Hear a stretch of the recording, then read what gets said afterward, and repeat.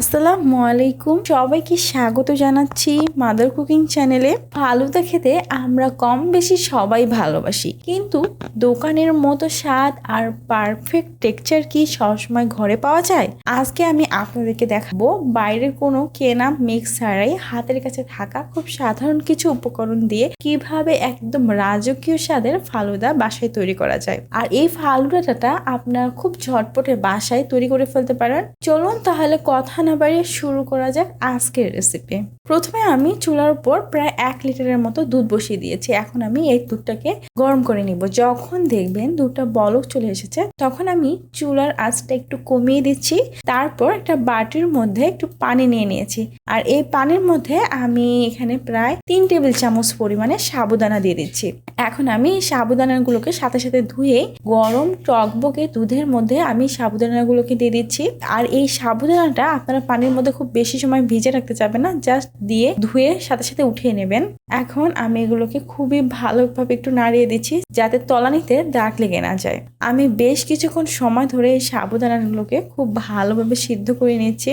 আর সাবুদানাগুলো যখন দেখবেন 40% মতো কুক হয়ে গেছে, তখন আমি এর মধ্যে দিয়ে দিচ্ছি চিনি। আমি এখানে মেজারমেন্ট কাপ দিয়ে প্রায় হাফ কাপের একটু কম চিনি দিয়েছি, তবে আমি যেহেতু মিষ্টিটা কম খাই যার কারণে এখানে চিনির পরিমাণটা কম দিয়েছি। আপনারা প্রায় হাফ কাপের মতো চিনি দিবেন, তাহলে কিন্তু মিষ্টিটা পারফেক্ট আসবে। এরপর এর মধ্যে দিয়ে দিচ্ছি লবণ খুব সামান্য পরিমাণে। আমি চামচ দিয়ে এগুলোকে খুব ভালোভাবে একটু নেড়ে দিচ্ছি, আর চুলার আঁচটা মিডিয়াম রেখে একটু সময় নিয়ে এই সাবুদানাগুলোকে খুব ভালোভাবে সিদ্ধ করে নিচ্ছি। অবশ্যই সাবুদানাগুলোকে খুব ভালোভাবে সিদ্ধ করে নিতে হবে। আর আপনাদের যদি মনে হয় সাবুদানাটা খুব ভালোভাবে সিদ্ধই হচ্ছে না, সাবুদানাগুলোর ভিতরে সাদা সাদা দেখা যাচ্ছে, ঠিক তখন আপনারা কি করবেন, তখন আপনারা কিছু দিয়ে এই দুধটাকে ঢাকা দিয়ে চুলাটা অফ করে প্রায় 10 মিনিট এভাবে রেখে দিবেন। তারপর দেখবেন এই সাবুদানাগুলো প্রায় অনেকটাই সিদ্ধ হয়ে গেছে। আপনারা চাইলে এই টিপসটাও কাজে লাগাতে পারেন। এখন আমি এগুলোকে বেশ কিছুক্ষণ সময় ধরে সিদ্ধ হতে দিব, আর এদিকে আমি একটা মিশ্রণ তৈরি করে নিব।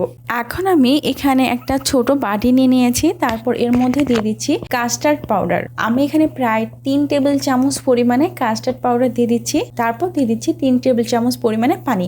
এখন আমি এই মিশ্রণটাকে একটা চামচ দিয়ে খুবই ভালোভাবে মিক্স করে নিব। সাবধান থাকবেন যাতে মিশ্রণটা দলা পাকিয়ে না থাকে, খুবই ভালোভাবে মিক্স করে নিতে হবে। আর এদিকে আমার সাবুদানাগুলো দেখুন খুব ভালোভাবে কিন্তু সিদ্ধ হয়ে গেছে। আর অবশ্যই সাবুদানাগুলোকে খুব ভালোভাবে সিদ্ধ করে নিলেই স্বাদটা পারফেক্ট আসবে। আমি এখানে 1 লিটার দুধকে প্রায় মেজারমেন্ট কাপ দিয়ে 3 কাপেরও কম করে নিয়েছি। এখন আমি এর মধ্যে দিয়ে দিব আমি যে মিশ্রণটা রেডি করে রেখেছিলাম, সেই মিশ্রণটা একটু খুব ভালোভাবে একটা চামচ দিয়ে নাড়িয়ে দিয়ে তারপর আমি এই মিশ্রণটা দিয়ে দিচ্ছি। আর এই মিশ্রণটা দেওয়ার সাথে সাথে কিন্তু চামচটা দিয়ে নাড়িয়ে দিতে হবে, না হলে এটা দলা পাকিয়ে যাবে। দেখুন দেওয়ার সাথে সাথে কিন্তু খুব সুন্দর একটা থকথকে ঘন মিশ্রণ তৈরি হয়ে গেছে। আমি আরো প্রায় 1 থেকে 2 মিনিটের মতো সময় এগুলোকে জাল করে নেব। তারপর আমি চুলাটা অফ করে দিচ্ছি।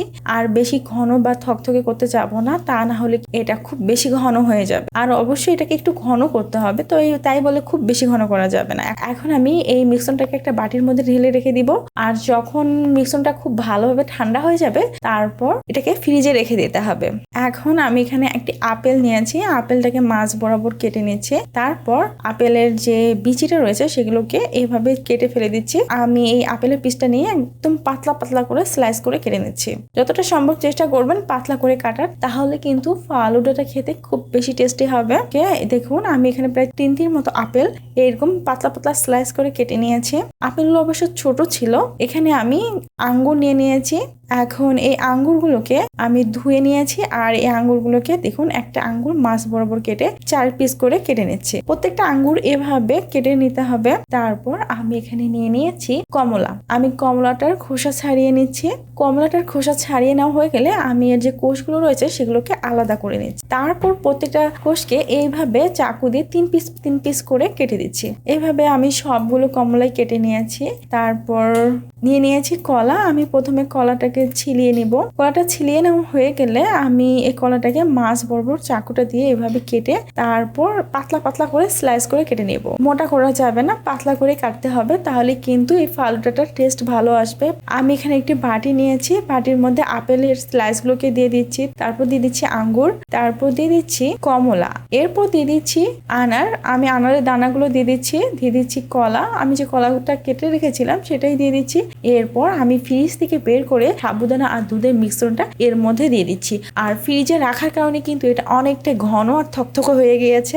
আর আপনাদেরকে অবশ্যই এরকম ঘন আর থকথকে মিশ্রণটা ব্যবহার করতে হবে, তাহলে কিন্তু ফালুদার একটা পারফেক্ট টেস্ট পাবেন। অনেক সময় অনেকেই এই মিশ্রণটাকে অনেক পাতলা করে ফেলেন, যার কারণে কিন্তু টেস্টটা পারফেক্ট আসে না। এই বিষয়ে অবশ্যই আপনাদের মাথায় রাখতে হবে। এরপর আমি দিয়ে দিচ্ছি পাউডার দুধ। আমি এখানে প্রায় 1/3 কাপের মতো পাউডার দুধ দিয়ে দিচ্ছি। আর এই পাউডার দুধটাই কিন্তু সিক্রেট। এই পাউডার দুধের কারণেই কিন্তু এই হোটেল বা রেস্টুরেন্টের ফালুদাগুলো খুবই বেশি টেস্টি হয়। অবশ্যই আপনারাও চেষ্টা করবেন এই পাউডার দুধটা ইউজ করার। পাউডার দুধ দেওয়ার পর আমি এগুলোকে খুব ভালোভাবে মিশিয়ে নিচ্ছি। তারপর আমি আরেকটু সাবুদানার মিশ্রণটা দিচ্ছি, যেহেতু কম হয়ে গেছে। এরপর আবারও খুবই ভালোভাবে মিশিয়ে নিচ্ছি। খুব ভালোভাবে মিশিয়ে নেওয়া হয়ে গেলে আর দেখুন আমার এই ফালুদা এখন কিন্তু একেবারে রেডি। তবে এটাকে ফ্রিজে রাখি সার্ভ করলে এটা খেতে কিন্তু ভীষণই মজার হবে। আর ফ্রিজে রাখার পর কিন্তু এটা আরেকটু ঘন হয়ে যাবে আর টেস্টটাও কিন্তু বেড়ে যাবে। আমি তো আজ তৈরি করলে ফ্রিজে রেখে কাল খেতেই বেশি পছন্দ করি, যেহেতু ফ্রিজে রাখার পর এটা অনেক ঠান্ডা হয়ে যায়। আর এই ফালুদাটা ঠান্ডা ঠান্ডা খেতেই কিন্তু ভীষণ মজার। আমি এখানে বরফ ইউজ করছি না, কারণ বরফটা দিলে এর ঘনত্বটা কিছুটা পাতলা হয়ে যেতে পারে। এই জন্য আমি এটা ফ্রিজে রেখে তারপর সার্ভ করেছি। ফ্রিজে প্রায় 2 থেকে 3 ঘন্টার মতো রেখে দিলেই হয়ে যাবে। তো প্রিয় দর্শক, তৈরি হয়ে গেছে খুবই মজাদার ফালুদা। যদি আমার এই ঘরোয়া স্টাইলের ফালুদাটা আপনাদের কাছে ভালো লেগে থাকে তাহলে কিন্তু লাইক, কমেন্ট আর শেয়ার করতে ভুলবেন না। সবাই ভালো থাকবেন, সুস্থ থাকবেন। আল্লাহ হাফেজ।